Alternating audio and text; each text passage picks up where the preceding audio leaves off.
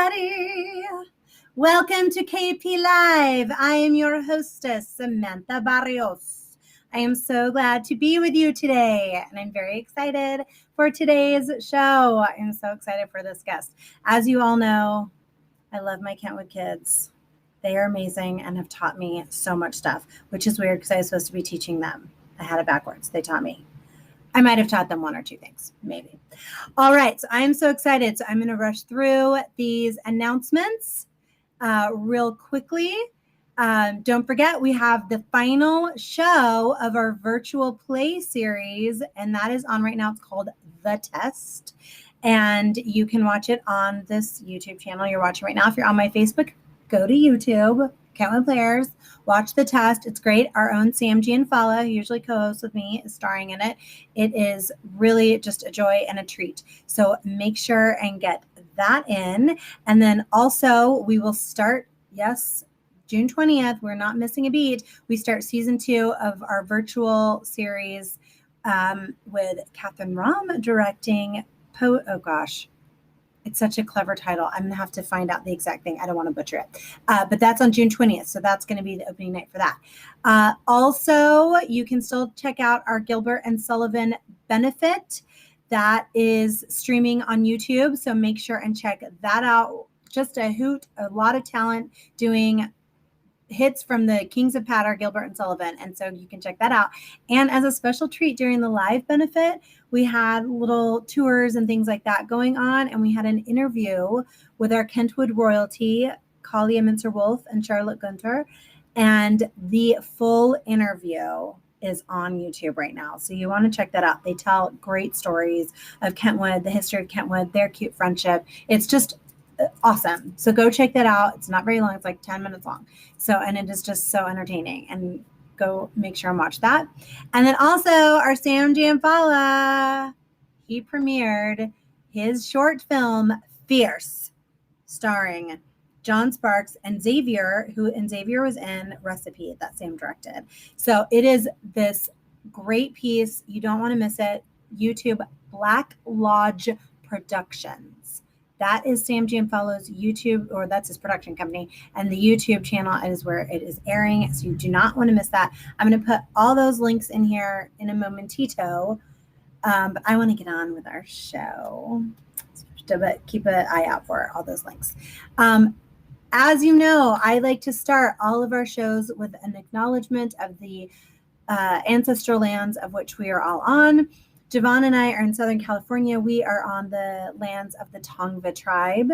And I would like for you all to take this opportunity to think about the ancestral lands of which you are on, and maybe take a moment today and learn something new about the people whose lands you're on. So it's so many really great things you can learn about. I've learned a lot about the Tongva people, and they are fascinating and wonderful. Okay, so without further ado, I would like to bring on my dear friend, Javon Willis. Hello. Thank you so much for joining me. Thank you for inviting me. I know it's been quite hard to do it, to say the least, with all the scheduling and stuff. But yeah, thank you for inviting me. You're very popular and you're in demand. So I'm honored that you're sharing your time with me. No, thank you. I appreciate it. I've heard you guys were doing this since I was wondering when my turn was going to be, like, you know, when my lottery ticket was going to be up. So I was just patiently waiting. Okay. I love it. Well, we're excited to have booked you.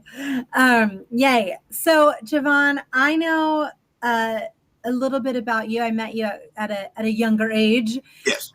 But will you please give our audience a little Reader's Digest version?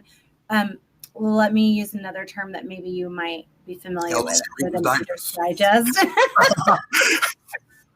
Give us the Instagram quick version of where you are, who you are, where you're from, how you got into theater.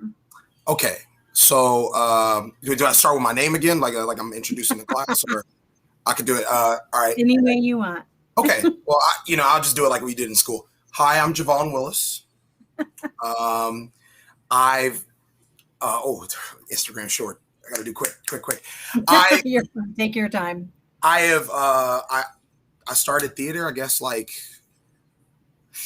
when was like, I mean, I really started performing when I was like back in Baptist school. So that was like in first grade. Oh wow! Around first grade, yeah, I started singing and stuff like that, and then did my first show back in like in second, like I think preschool. I'm going too fast. In preschool, and then I started connecting with Kentwood Kids around sixth grade. So yeah, it was about sixth grade. That's when I started going. Well, I wasn't in the Kentwood Kids show first. I was in the big production of the Miracle Worker. So right. And then and I think I don't know how many shows we did. I've done there. Like I've done, I think I stage stuff, and then I did I think 2 or 3 Kentwood Kid stuff.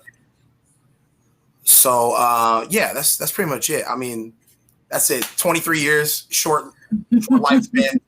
I haven't won an Oscar yet. Haven't won my prize yet. Just wait, stay tuned. It's coming. Yeah, that's I think that's it. That's all I got right now, at least. Are you Oh, sorry. Are you from Los Angeles? Did you grow up here? Oh, yeah, I forgot to mention where I'm from. Yeah, I'm from LA. Born and raised here. Think first. Yeah. Where I currently live at, I think I live like around like about 5 minutes from where I like my first house was. Like the first house I remember. So yeah, I've been here for my entire life. Love this place, man. Love LA. I love it. Yeah. And you said you were singing first. Yeah. That's what you did first. Yeah, I was singing. I remember the first show. My mom still has, I think. Well, I don't know if we have it or something. I could ask her. She's around the corner watching the show. I can hear myself as she's watching it. but she had this tape recorder of me singing Rudolph the Red-Nosed Reindeer. That was like the first like real song I sung. And I remember she tells people all the time, she was like, I didn't really know my son can sing.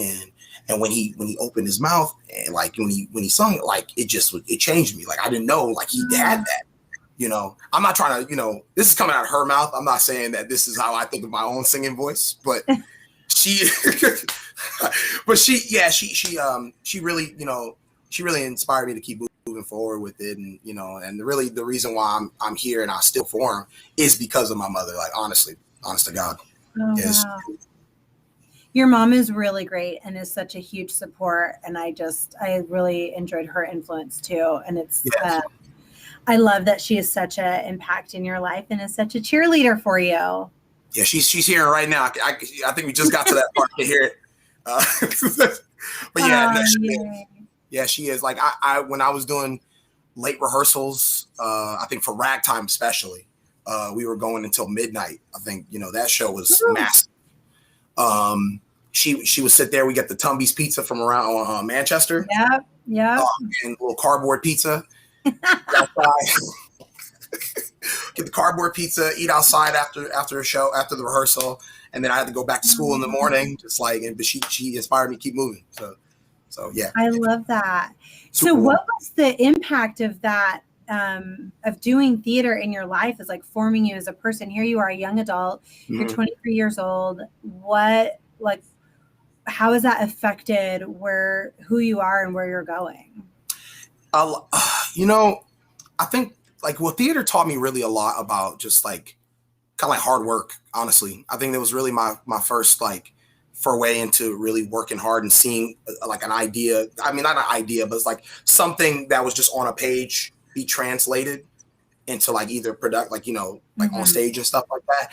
I just seeing the process. I think it really taught me how to appreciate the process of learning your lines, learning your cues, learning your everything. And I think that's why I'm pretty meticulous about things, even when I'm in the workforce.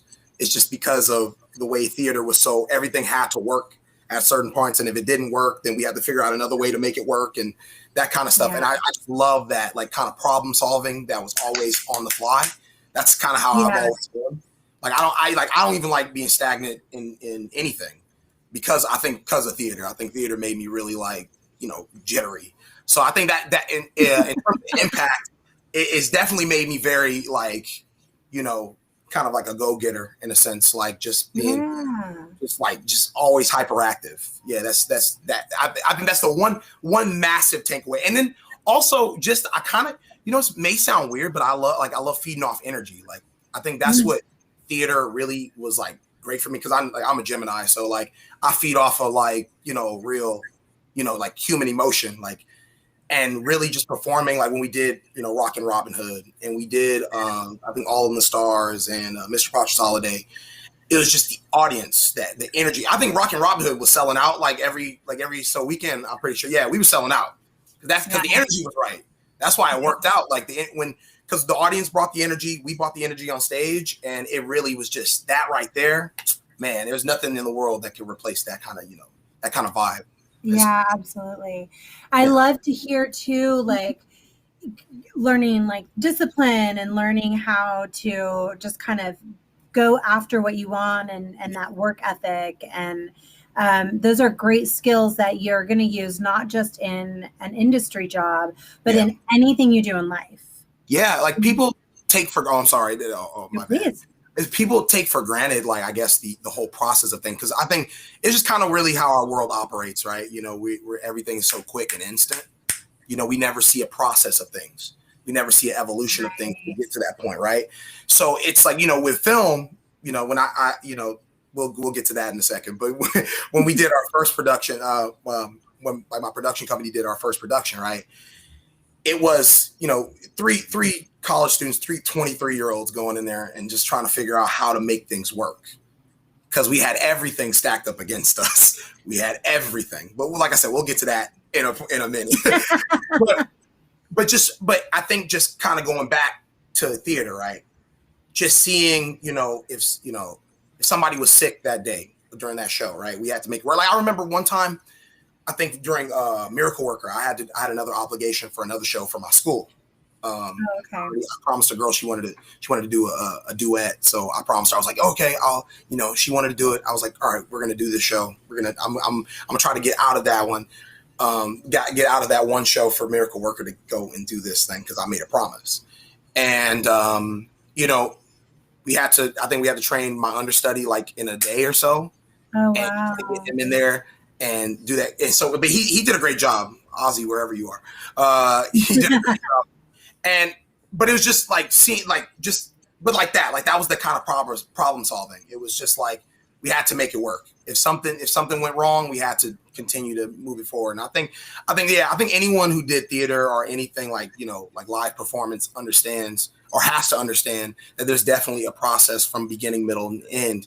And yes, we see the finished product, but I think we should also appreciate the process it takes to get to that finished product. That's what theater is, like, hands down.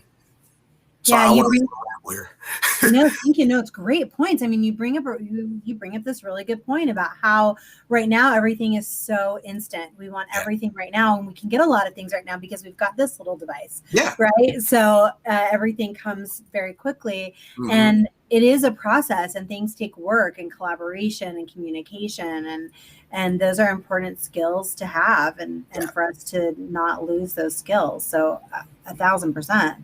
Yeah. I mean, and it also sounds like, I mean, if your mom is willing to bring pizza late at night, have rehearsals until midnight, and you still got school in the morning, it sounds like it was really important in your household.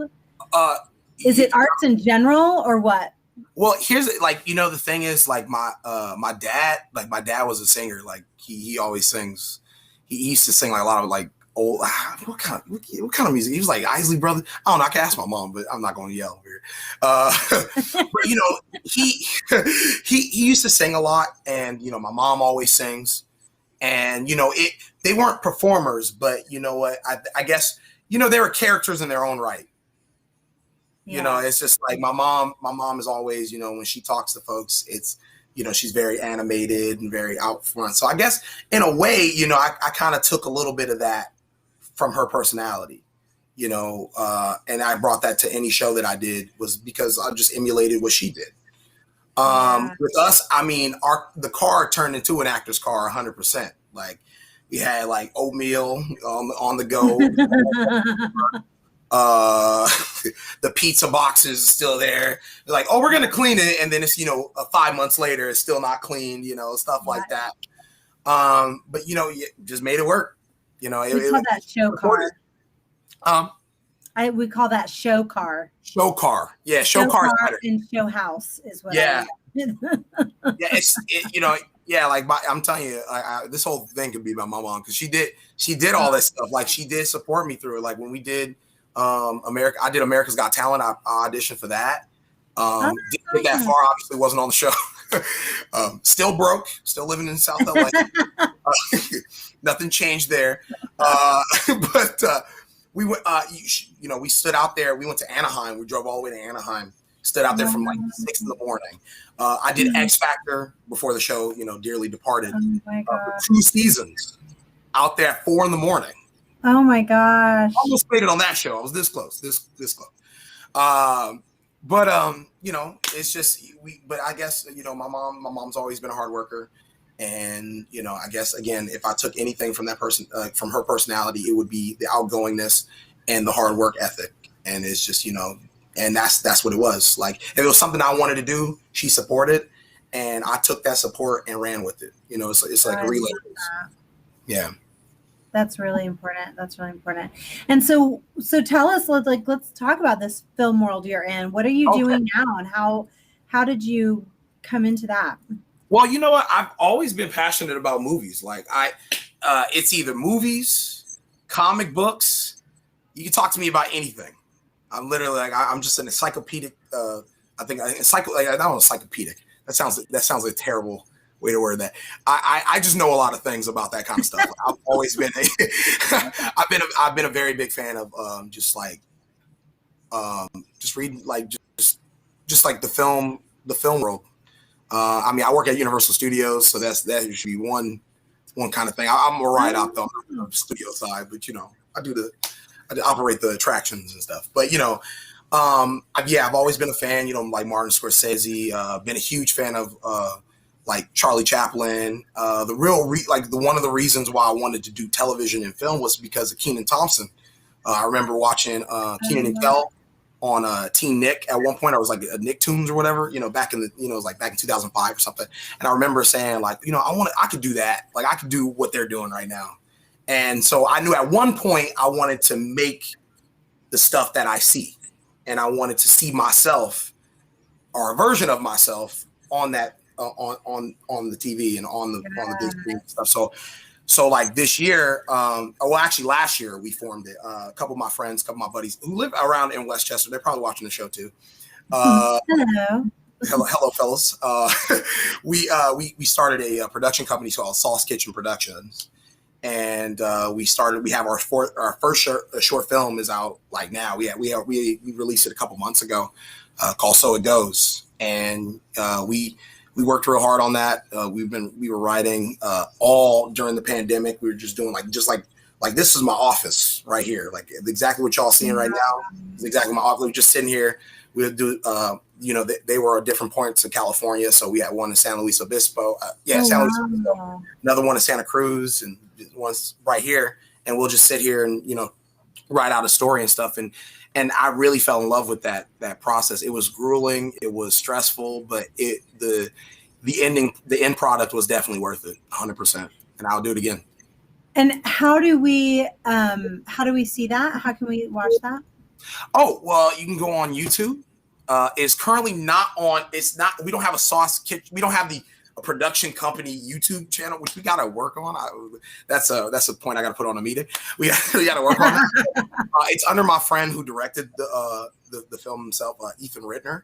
So if you put up Ethan, and then Rittner, Rittner, you'll see it right there. So it goes in glorious 4K. I'm going to I'm going to look it up right now. I'm putting on 2 links on here. Okay. That's the first one that I promised the audience I would put up. And then I'm on YouTube, and you said, what was the name? It's called So It Goes. All right. And do you guys have projects in there? Oh, I'm getting a bunch of songs. What was the name of the YouTube channel that it's on? Ethan Ridner. It's just Ethan Ridner, and then it should be a picture of him looking like a photographer in front of. Got it. Found it. Yeah. And there, so it goes. Love it. Yeah, and I'm going to put that link up. But do you guys have any other things in the works right now of stuff that you guys are planning? Yeah, we got a couple projects cooking up. We just have to. We're just trying to figure out like more of a time thing now. It's been like, now everything's been opening back up because I think we defeated COVID or something. I don't know what happened with that. I think I heard a little something about that. I think we body slammed COVID. It's over. And on Tuesday it's done. We're done here. COVID was going well last week, yes. So we're trying to schedule with that. But yeah, we definitely got some stuff in the works, and I'm pretty excited because the next project I'm doing, I'm actually directing. So I'm actually directing this one. I will be directing this one because I just wrote the first one. I helped co-write. Okay.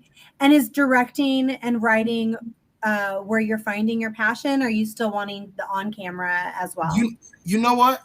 I did a little bit of, a little directing for this film, for So It Goes. There's a certain scenes where I helped out directing and stuff. And I really enjoyed it. I loved watching, because the two guys I worked with, I think they have varying degrees of like, the acting experience. Because, with Ethan, me and him used to make videos back in high school. We used to just screw around with some stuff. Yeah. And then for the other guy, Noah, Noah Scott, he goes and he just started doing writing, and he did a little bit of production stuff. And watching him direct, I learned a lot from him.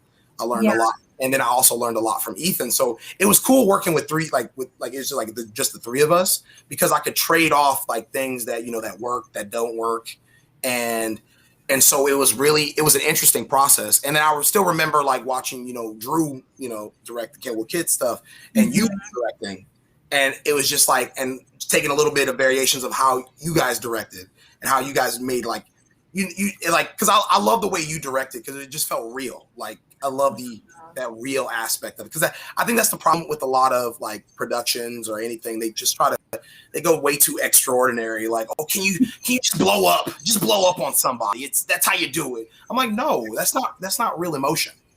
With the stories I write, it's about real people. It's about real situations. It's about real problems. And I learned all that stuff from, Drew and yourself. Like, it's just like how you guys directed. I love that. So that's what thank you. That makes me feel so good, because it's about the story and the fact that stayed with you and registered with you, and that's how, you're staying true to what is the story, what story are we telling. We're not doing a bit for a bit. We're doing it to further the story or to give us information. I love that. That means. Because if somebody, if there's a big argument scene, it's all about the buildup. The buildup's important because the audience has to understand, like, oh yeah, or why are they blowing up? Why are they blowing up on each other? Why are they doing this? And we need to see the real, the real conflict there. And then when we get to that point where they go off on each other, we already got the tools to understand what's going on. So we really are emotionally affected by it. We're crushed. Mm-hmm. That's the point. And it's just a lot of people don't get that, but y'all two got it. So that's why I take that and stride. That's why, like, with all the productions we did, especially going in with Sauce Kitchen, I think all three of us understood that the stories we wanted to tell were real human stories. Like, we wanted to tell real stuff. Yeah, we got some wild stuff in our heads, but we wanted to keep it real. And So It Goes is a testament to that. That is just, it's a real story about two guys going through learning about each other and really kind of breaking apart in a way, like, growing up. They're two different parts of their life. And it's just, that's why we really love that story. We really captivated to it. And I was really happy to help co-write. So it was a great experience. Great. That's great. And you said you'll still do, you'll still be on camera too, or 100%. Acting. Okay. I am too vain. My ego is way too high to not be a part of it at one point. Like, even if you watch So It Goes, you might watch one of the best cameos ever made in the first couple seconds. Just saying. I don't want to spoil it for you. Right. No spoilers. No spoilers. We don't do spoilers. I love that. But I'm just saying, like, the best cameo is there. It's so good. It's a blink. It is a blink and you'll miss it type moment. Like it's that important. I'm very excited about it, and I'm going to be. I have it up. I will be watching it as soon as this video or this interview is over. No, I definitely plan on being in front of the camera and definitely trying to go back on stage, man. I'm missing it. I really am. I love it. And sorry, I got a little distracted because my cat I thought was about to break out of the house. It's all good. We're gonna have a moment. She's fine. So I'm curious, what is your favorite genre of film, television, theater? What kind of stories excite you and that you want to tell? You know, that is a great question because I don't even know myself. I'm like, dude, let me tell you. Okay. I have like 50 different, like, you know, I flip-flop every 5 minutes. At one moment, I'm like, dude, I'm all about gangster movies, man. I love like Goodfellas and like Scarface, with James Cagney. I love that kind of stuff. Or I'm all about silent films, We'll get a little bit of Buster Keaton. So, I just said his name earlier. Charlie Chaplin. Or Westerns. Like I really kind of like Westerns kind of slowly crept up. Especially, some like Good, Bad, the Ugly. Like I love that movie. Like I think I've really been addicted because I've been getting into like anime, like because my girlfriend, so she been getting into it, and I really, I just love like stuff like existentialism. I don't know what's with that. I don't know what's going on with me personally. Maybe I gotta go see a therapist. It's LA. Because I was just like, I'm really into like questioning reality itself and how we operate. We all need to see a therapist. Okay, let's. It helps. It definitely helps. It does, yes. But I'm just saying, for me, it's a little wild. I'm 23 years old. I'm over here talking about, what is the meaning of existence? Yes, you're at the right time to start doing that, or to continue doing that. Yeah, I'm with you. It's not weird at all. It completely makes sense. And this is also why we are creatives and storytellers, because we ask questions. Because we have to figure out a way to find the answers ourselves, and we do it through our art. Yeah, and that's right. Like I like that. Yeah, I just really, right. But honestly, it really just depends on the mood I'm in. I mean, I'm all about. I don't like horror movies. That's just a negative. This is a zero for me. I can't do horror. I always get forced to watching these movies because they're like, "Oh, Javon, you're just so funny to go with. You're so funny." I'm like, do you freak out or is it? Oh, it's bad. Me too. It's awful. Yeah, I went to see what was that movie? A Quiet Place. Couldn't do it. I was sitting there. I'm just like, all right. So when they gonna pop out, man? What's going on? What's with this? It is the same for me, and I think my friends go to see it first for their enjoyment, and then they go to watch it with me because they enjoy watching me like. It's torture for people like us. That's what it is. It's torture for us, enjoyment for them. That's a little questionable about some of my friends, just saying, they're on notice. And I'll spend time watching those movies and I'll go, just so you know, if this happened for real, I would leave you. Oh, 100%. 100%. If I see somebody, just with a knife in a dark road with one light, I'm taking a U-turn. Good luck, bud. Yeah. I'm out of here. I'm not coming. Yeah. Oh my gosh, that's so funny. So how do you feel like, what do you think is the most important, this is kind of a tricky question. Okay. When telling these stories and we touched on this a little bit, what do you think is the most important aspect of storytelling? You're just really getting these hard Pulitzer Prize winning questions here. I'm enjoying these questions. Thought-provoking right there. Okay. You have such great answers that I'm like, ooh, tell me more. What's really, that's what I'm here for, I guess. I'm killing it. Okay. Wow. But thank you. I love that. That's a great question. I think the most important, the most important aspect of storytelling, correct? Right? Mm-hmm. That's great. Okay. I think it's all about if you're creating it, you create from a place that you know. Because I think that was the one because I've been all about reading books, you know, and reading about storytelling, and I have to like Save the Cat somewhere around here, just like every other screenwriter in the world. So I'm over here, and I was reading that book, and I was reading those, and I was like, you know, they never talk about introspective, right? Because if you're writing a superhero story, you don't know how to jump off a building and fly. Like that doesn't work, right? Like, I mean, unless you can, then the government might be on you if you can. I mean, then you're probably not wanting to tell that story. Yeah, you probably don't want to. But do it about something that you know. I think because people really gravitate to something that is real. Like we were talking about earlier, they just gravitate to real stuff, and I think storytelling is a way that we can shed a light on things that may be overlooked. Like I'll tell you this. I wanted to tell you some point at this on this interview about earlier before you started the show. I was hearing you talk about the indigenous lands. You know, people don't recognize about all the indigenous people that claimed this land before any of us came here, and that goes overlooked. And and I appreciate you even before starting the show, even looking at that and acknowledging that. That right there. May somebody probably didn't even know that. Now they're like, oh, you know what? I want to look it up. You know, I want to check it out. I want to see. Oh man, I didn't know about this. And that's all me. I love hearing stories about people, like their strife. You know, about. I mean, I'm not all about torture and about I'm not all about. Oh, you know what? Like I had this conversation the other day.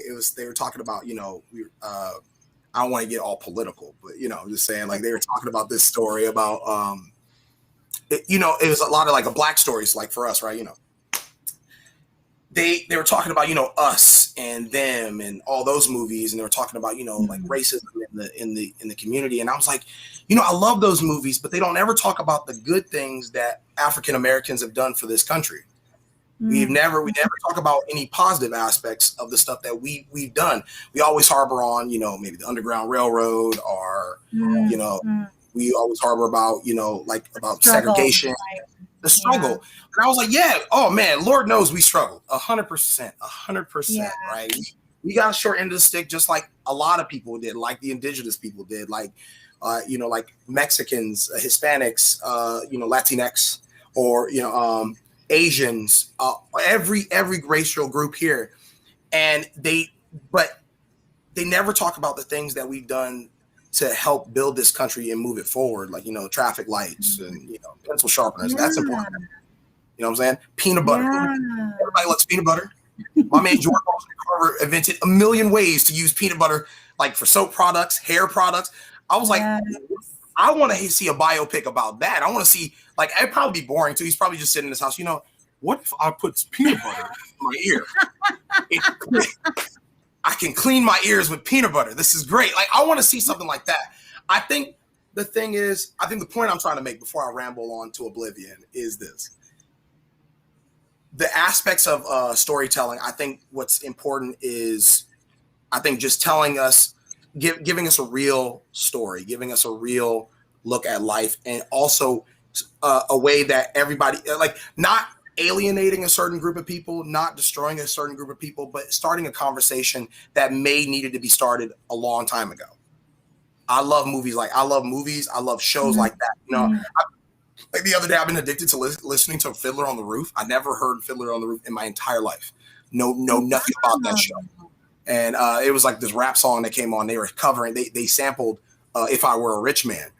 Yeah, I've just been listening to that over and over. And when I heard the song, I was like, "Oh, this song is it's kind of heat."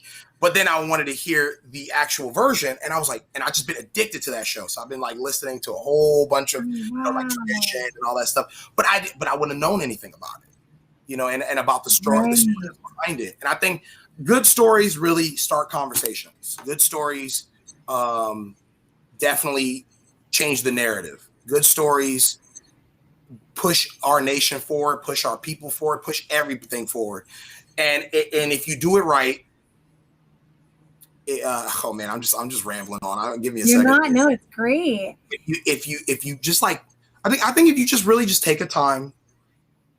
I'm sorry, I'm like listening to myself in the in the back. I'm like, what am I doing? Yeah, I think sorry. The question was like the aspect of storytelling, right? Like, right? That was what was going on. Yeah, I think you've made like this, like several really good points about, and I love what you just said. If it starts a conversation. Yeah. And and even to your point about like a superhero movie or something like that, which we go, I mean, it's imaginative, it's creative, like a Star Wars or whatever. Yeah. They still have real lessons and things that we can relate to, and conversations that can come out of that, even if they start out silly. Exactly. Yeah, it's like a lot of people. Everyone wants to make the next Marvel Comics movie. But they don't understand the hidden context and stuff like X-Men. Like X-Men in a true nature, we just strip X-Men abound. X-Men's about the plight of, like the racial plight going on in the 60s. You got Charles Xavier, who represents Martin Luther King, and then you have Magneto, who represents Malcolm X. And it's about two people who are on the right. They want the good for the good for their people, but they have two different extremes. One wants to be a complete pacifist, and the other one wants to be very aggressive and wants to segregate entirely. No, but everyone looks at, oh man, look at Wolverine. He did a backflip. Like that was cool. Like, that's dope. But let's really dig deep. This is, and especially at the time of when that story came out, written by two Jewish white men. That's huge because they got it. Absolutely. And also, I mean, you see the cycles of history and patterns that are happening because they also have an experience in their communities with something very similar. And so we're seeing this human cycle and we're having a conversation about it. And it comes out of something fanciful, which is human beings having powers and what they're doing with it. So that's like what brings us into the theater. And I love, walking out, talking about it. That's really great. I love that. Like one of my favorite performances that I did at Kentwood was Ragtime.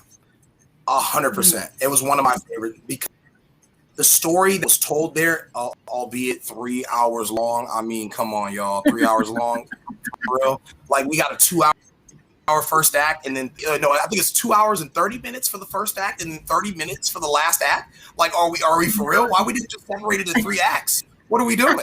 What's going on? We went 3 hours long. I don't get it. But I can go off on how long that thing is for hours. But so entertaining and beautiful. It's great. And the thing is, but that story right there is a testament, I feel like, of really good storytelling. Even if you read the book too, like I have the book. I stole the book. Don't tell my middle school teacher, but I stole the book from her classroom. Don't tell her though. She don't know. She probably forgot about it. I stole the book. Book's great.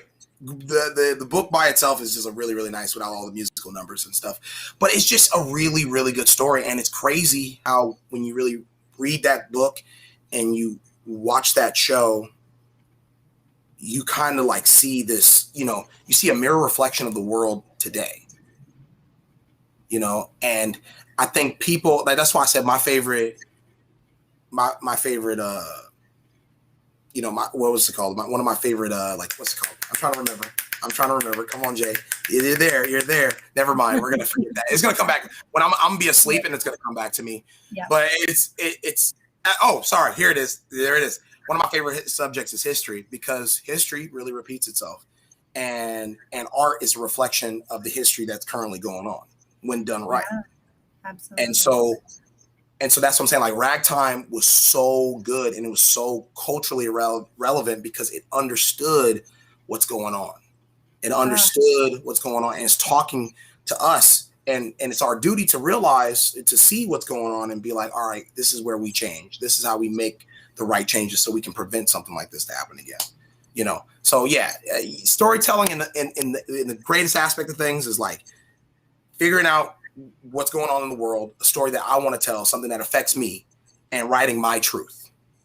And once I write my truth, I may not connect everyone, but I know that there's one person out there that's going to hear me. It's important. You just got to write it. And even when you do shows, like when you're acting, you may be putting something that you don't know nothing about. You know, like for example, when I did Miracle Worker, I was Percy. I don't know if it was an indentured servant. I don't know how that worked. But it was, you know, yeah. I was one of the servants in Helen Keller's house. I never served under anyone in my entire life. I never even been to the South. But I did not know how to relate to Percy. But the only thing that I could relate to is that he was a little boy. He was a little boy, and his mom and his parents had to work, and they had to make ends meet. And he had that innocence, and I played off that innocence, and that's what's, you know, and it made, but you know, people laughed, people love that, like they love that little character, and I love doing it, and and they can, and maybe I may not have connected to everyone in the audience, but I know maybe one person saw it and was like, you know what, he portrayed, he did exactly what he needed to do. So yeah, sorry, I went off for like an hour. No, this is great. I mean, and it's so important. You're touching on right at that thing is like we're bringing our authenticity to something that, I mean, that's our job as actors, right? Bringing our authenticity to something that we haven't necessarily experienced. And there's been a lot of conversations about this recently, but because we do need to hear from more voices that have been silenced, voices that have not, I mean, yes, been silenced. That's just the best way I can put it. Right. And so we need to hear from more diverse people. At the same token, as actors, like I don't only want to play Venezuelan immigrant females that grew up in a certain time. You know what I mean? Like we do research and we look at this character and the situation that they're in, and we bring our authenticity to every role. Yeah. And I really like what you're saying about that, in that you found what you could relate to with this character to bring that to Percy. And I think that that's really beautiful. Yeah. It's just like, you know, like when I play Little John in Rocket Robin Hood, normally Little John's portrayed as a white guy. Like he's a white dude. I've never been white my entire life, unless like 23 years ago, my pigment changed.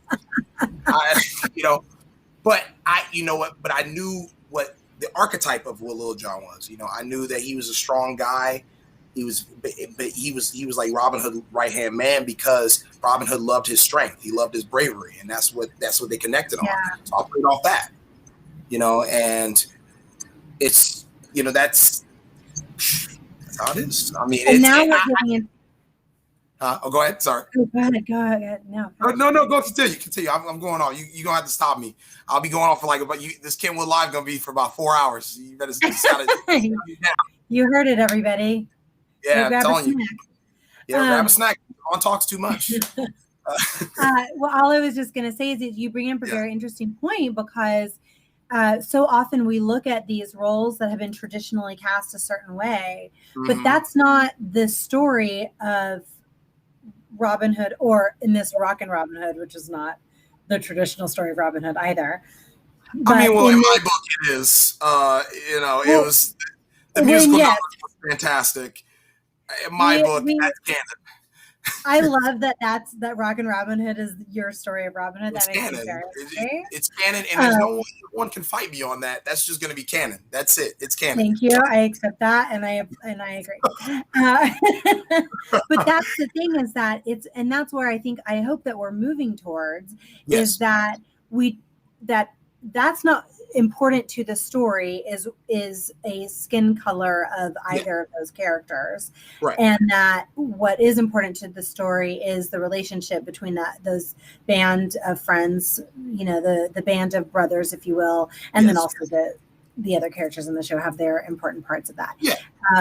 And that's the story we told. And it worked. It was a wonderful story. It worked out. Nobody cared. Like, I mean, not like cared in the sense of it was a terrible show, but nobody cared in the sense like that these were like, you know, multiracial group of kids that going out there fighting evil in Nottingham. Like they just cared about the story that was being told, because, you know, we just told it in the best of our ability. Now I would add this though, and maybe some people may disagree with me, but I just feel like sometimes we have to, I remember I saw a production and, somebody's probably in the audience like, oh, Javon, he's not going to talk about it. But I got to say it. I saw a production of In the Heights. Oh, okay. Right. And you've seen In the Heights before, right? Mm-hmm. And the cast was predominantly white. And I felt a little sus about that. Now, mind you, this was from my high school. A couple years later, before they did The Wiz, bunch of white people cast in The Wiz. And I was like, I don't think and so when people called them out on it, right? They were like, hey, it's a little sus. What are we doing? What are we doing? It's colorblind. Oh, guys, we're colorblind. We don't see color. And I'm like, here's my issue.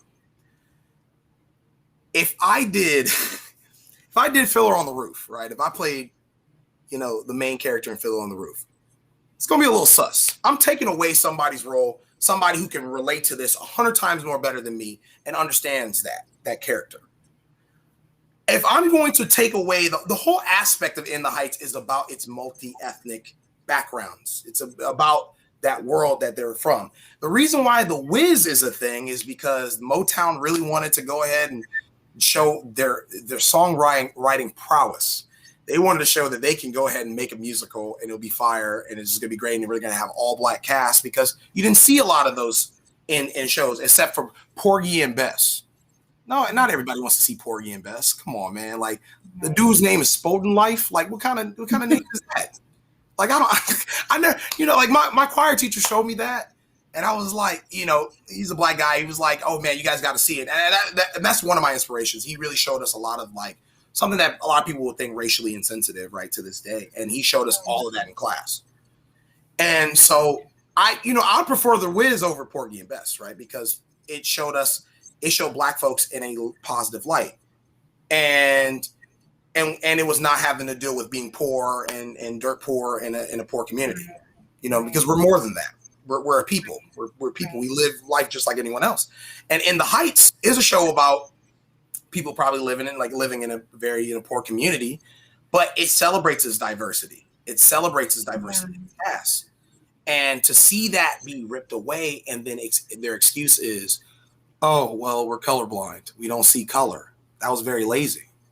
So I just feel like sometimes going in forward in the future, because I was interested when you told me one of the questions that we're going to ask was like diversity in theater. I'm prepared for this because I've been wanting to talk about this for so long because it's been eating me up. I just don't like when people do that. I think we need to celebrate diversity and try to make it accessible to everybody. And the point I wanted to add was that's why I appreciate places like Kentwood Players, right? Like community theaters, because y'all make it accessible to people like people like me to go see shows like this, right? They don't have to pay $1,000 to go to Broadway to go see a show about Hamilton doing some trash rap over mind you, I don't like Hamilton. I'm sorry, y'all. I know y'all probably gonna fight me, but I don't like Hamilton. I'm sorry. It is what it is. But anyway, because the reason why I don't like Hamilton is not because the show is terrible. It's just the way it's presented, right? It's people who they're trying to gear it towards can't even afford it. It's $1,000 a seat. Not everybody got it like that. Right. You know what I'm saying? And I think with Kentwood, you guys are community theater. And you guys really make it accessible for everyone to go see a show and to have a night out in the theater. And you guys make it, and that's why I've enjoyed being a part of this organization for as long as I was, because you guys, you made it accessible for everybody, and that's why I think, if we want to continue diversity in theater, that's the real goal there. Is to make it accessible for everyone, for Black, Latino, for Asian, for everybody. We have to, because that's the future. If we just go around and just make it only for one group of people, then there's just simply there's just no future in it. And that's what I'm saying. Like that I don't know. I'm going back to rambling again. My bad. Sorry. No, you're fine. No, Javon, you're fine. Yeah, I think we've said on this show before that theater can be an elite sport in two ways. Yeah. One, the accessibility for everybody to see it, and also for people to be competitive in it. We talked about how, when I went to New York, in the dance arena, I was far behind in competition because I didn't have the money to pay for all of the classes that girls my age had done all their lives. Yes. And we talk about this, like, a lot of times people go, I'm going to cast the person who's best for the part. Yeah. But that's a cop out as well, because not everybody because it's an elite sport. And so not everybody has access to the training and experience to do the thing. So we have to intentionally reach out and seek out other voices and other artists and nurture them and give them opportunity to build that experience, because everybody can learn and grow within a rehearsal process. Yes. To do. I've seen it firsthand. I've definitely seen it firsthand. That's true. And I feel like what I try to focus a little bit more on, like here's the deal. Yeah. As actors and storytellers, our job is to reflect life. Right. Can we research and tell an authentic, true story of something we haven't experienced? Obviously, that's literally our job. Yep. However, yes. The problem is we have pushed out voices, and this is the time we need to bring them in. 100%. So can a person, using, let's say, in the Heights example, can somebody who's not Hispanic, who's not an immigrant, who didn't grow up in New York City, research that, identify with their own stuff, and give a completely believable, authentic representation of that? Absolutely. Oh, true. But I want to hear from the voices we haven't heard from, and those are the Latin people living in New York City that are immigrants. They're literally in the Heights. They're literally living in the Heights.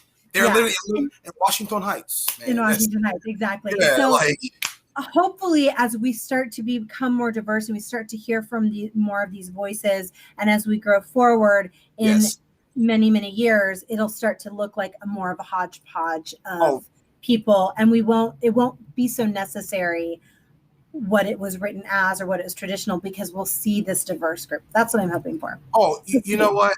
Hey, look, I may have way too much faith in a lot of folks, but you know what? Hey, anything's possible. I've seen a pandemic ravage the entire world. Mm-hmm. That's possible. I've seen the Dodgers win a World Series in a long time. It's possible. Lakers and the Dodgers won a World Series at the same time. It is possible. Anything is possible. Yeah. I just think it has to be intentional. Exactly. I think when you try to force diversity, it doesn't work because it doesn't make it authentic. But if you try to go ahead and naturally progress it, and I'm going to make the moves to hire people who are different voices, and then they bring out their voices and they do exactly what they were hired to do, then you get the show that you get. You get a wonderful show because you're now hearing from people who are actually going through this stuff. So now you're getting them. Like, it goes back to what I was saying earlier. We were both saying, really, we were both agreeing, is that it has to be real. That's what's important. Yeah. It has to be real. It can't. When you start letting everything be just this fake hodgepodge or crap, it doesn't work. But when it's a real person that goes through this stuff, when it's a person who's seen their mother go through this stuff, who's seen their father go through this stuff, their family go through this stuff, you're gonna get a real performance. Again, I've seen it. And so, like I said, I think us talking about it now, right?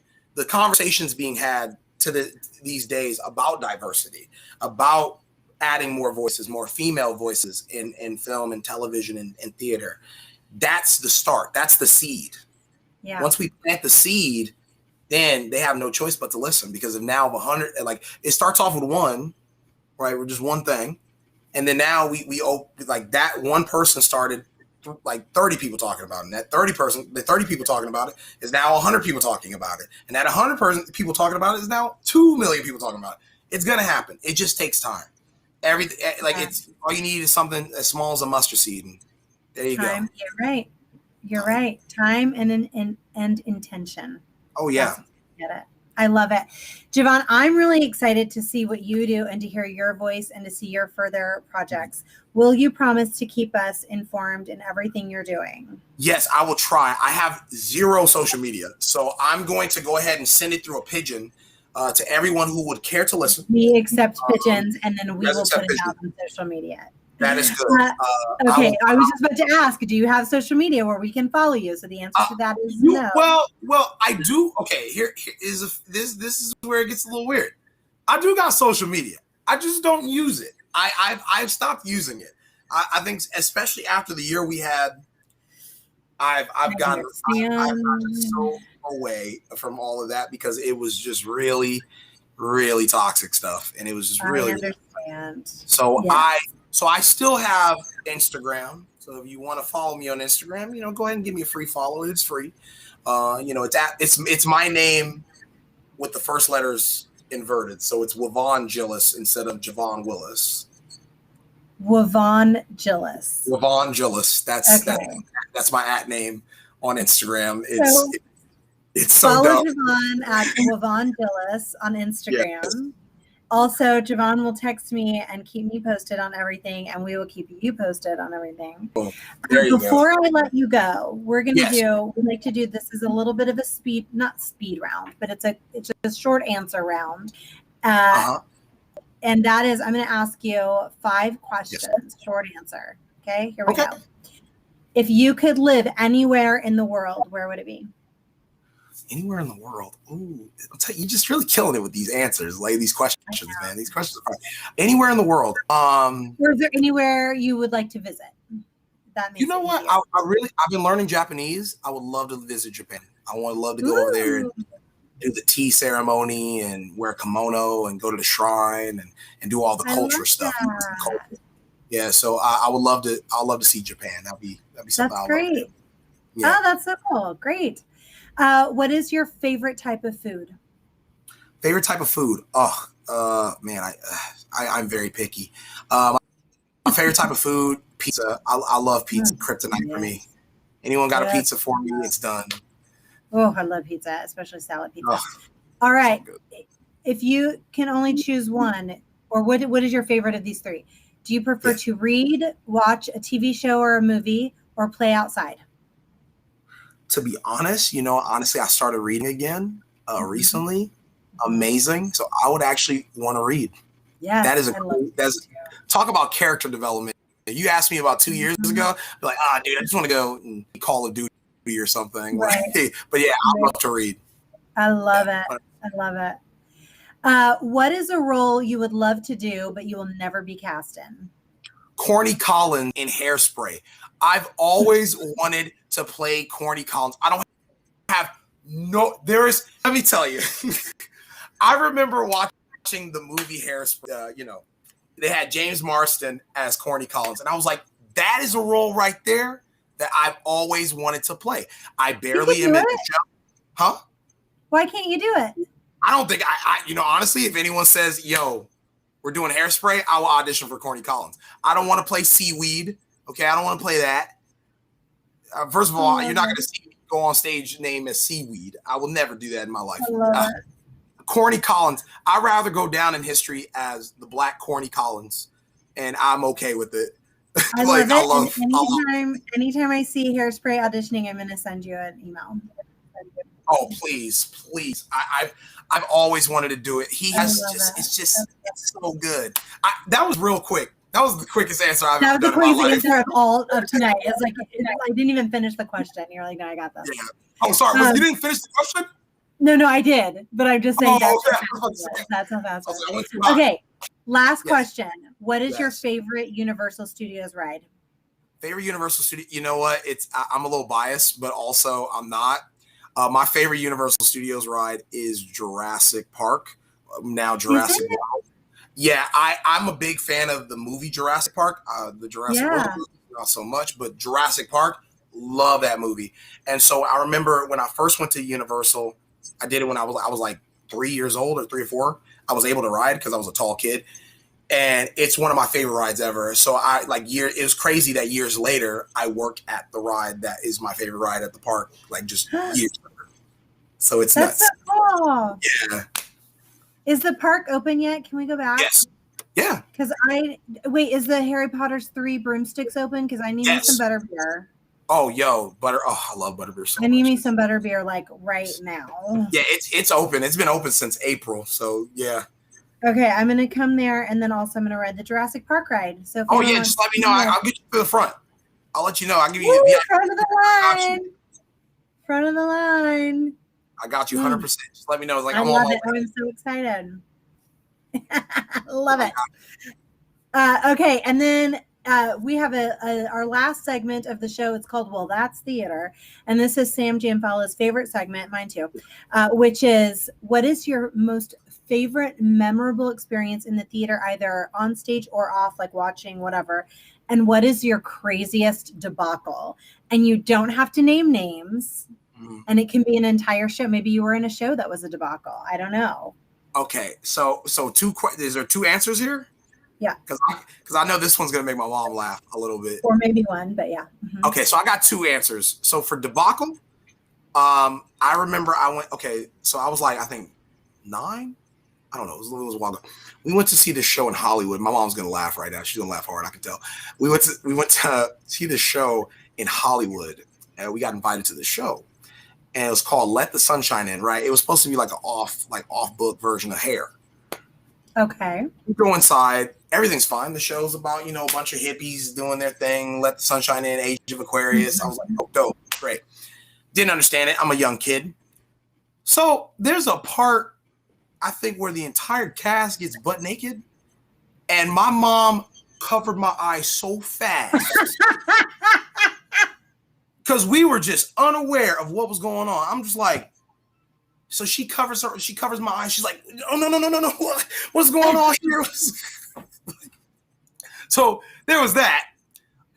Greatest theater moment. I remember it was definitely, wherever Rollin's at. I saw Rollin.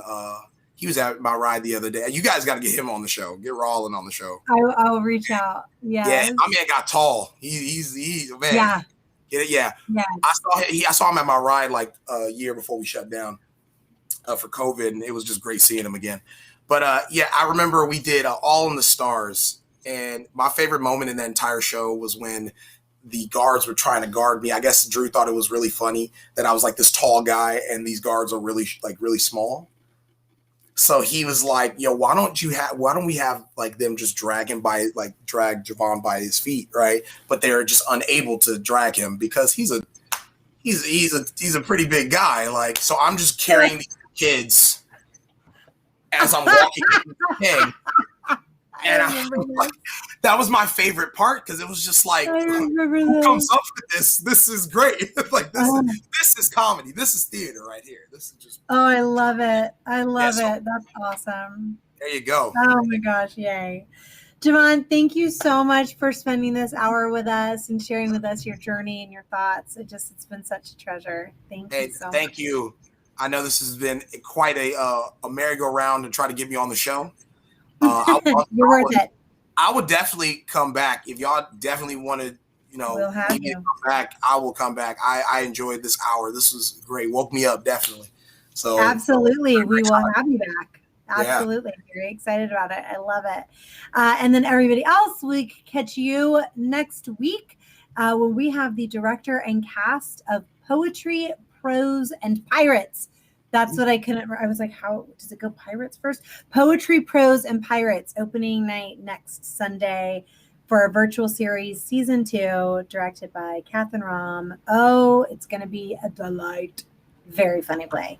So make sure and tune in to meet with them and then watch the show next Sunday. That means you have 1 week to watch the test. So make sure and go do that right now. All right. We'll see you all next week. Bye.